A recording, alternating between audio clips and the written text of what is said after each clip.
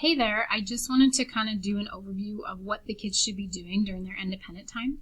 I know I've had a couple parents just want to clarify, and so I hope I've not made this too confusing, but I feel like they should be able to navigate this, and so let me kind of show you what it should look like, and that way you can kind of match it up with what they're doing. So the very first thing they will need to pull out is their checklist. Their checklist looks like this. It's in the very front of their at-home binder. I have a board on Seesaw for Monday, Tuesday, and I have a board for Wednesday, Thursday. The idea is that they get between 2 and 3 things done on that board each day. So on Monday, they might get 2 things done because they have a meeting with me. And then on Tuesday, they might get 3 things done because they don't meet with me for reading. So typically by the end of Tuesday, they should have all that filled in and finished. Okay? So what I've been telling kids is once you've done it, check it off. All right? So what they first do is pull out their checklist, and then they're going to go to Seesaw, and I'll show you what that looks like. When they get to Seesaw, they're going to click Activities. And there's a bunch of things in here right now, but typically what comes up is they will see the Monday, Tuesday independent work time. So this is their time to work when I'm working with small groups, and this way I know that they're actually doing things that are literacy related. They need to click on the link. If they click on it again, it'll make it big. And once they get in the room, all of these links are live, and they actually have a video that go with them or something that tells them what to do. So for example, if I was looking at my checklist and I said, oh, I need to do word work, then they click on the pencil jar. Word work is where they're actually taking their spelling words and practicing them in some fun way to make sure that they get it in their brain. So the kids should know what spelling group they're in, what color. So if your kiddo is in yellow, they click on the yellow list. And they can just kind of leave that open. That way all the words they need are right there. Also within the word work room is all of these are linked to activities. So for example, if I click on the little rainbow top, it's a little slow. There is a video of me showing them how to do rainbow spelling. Okay, and again, rainbow spelling is in their binder. So anything that's word work related is in the word work section, which is the purple section of their binder.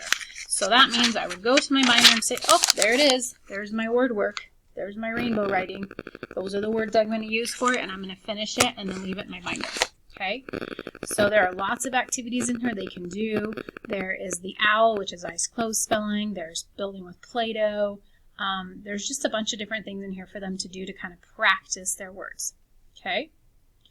Maybe the next thing on their list they want to work on is journal.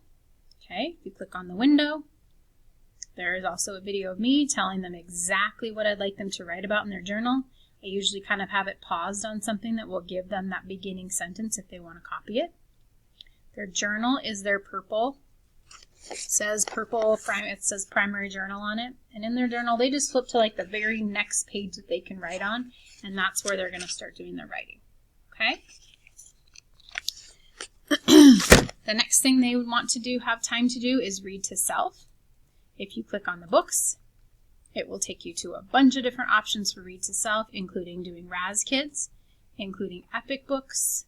On the computer laptop here is something called Unite for Literacy. Okay, so there's lots of choices for reading in here. What I would say is it would be really helpful if you log into any of these electronic ones at least one time, then they should always be logged into it. They shouldn't have to re-enter their password every time they go in. It should just always be there. Okay, I try and put passwords here if they need them. Raz Kids, once you get in there, I think most kids have been in there, but all you need are your initials once you get in there. Okay.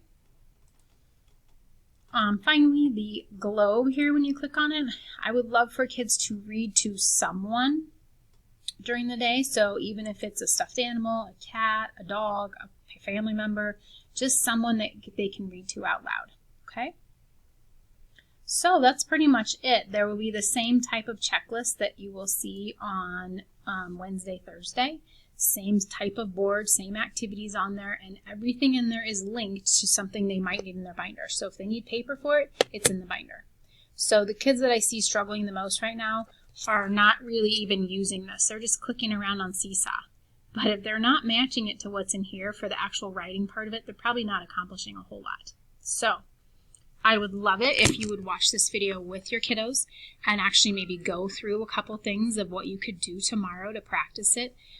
It's really hard. I have a parent that's kind of working with kids who might need some direction, and they're doing an awesome job.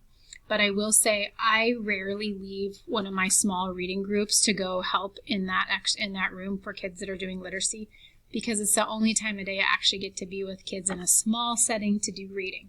So I'm pretty protective of that time. So I really need your kiddo to become sort of independent and knowing exactly what they need to do during this time. So if this video was helpful, great. If it's not and you want a little more help or some other questions, please contact me. We've got 2 weeks of learning, and I just see some kids sort of flailing and not really knowing what to do, and that's a whole hour of time that they could be practicing literacy and exactly some of the skills they need to work on. So let me know if this is helpful. If you feel like maybe you want some extra help and just have some questions, please just shoot me an email, or I'm happy to meet with you over Teams, and I can even take over your screen and sort of show you how to do it if that's helpful too. Okay? Thanks so much for taking a minute to watch it, and hopefully that was helpful.